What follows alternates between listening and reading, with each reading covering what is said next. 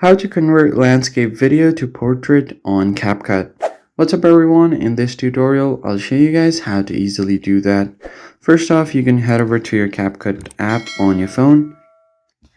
Then make sure that you are logged into your account. Now tap on new project and create a new project. So here, as you can see, I've got this landscape video. If I just play the video, it's going to show right here.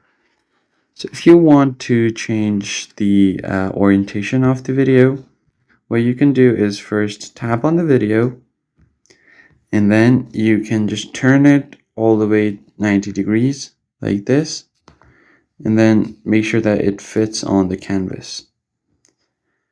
And from here, what you can do instead is if you see some blank spaces or black spaces on the side, you can just go ahead and fill those out using the blur feature on Capcut. So just go ahead and swipe to the right, and then from here go to background, and from here go to blur.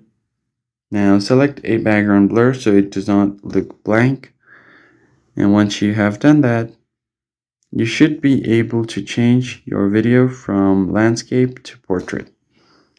Now just tap on play. Now you have a completely portrait video on Capcut.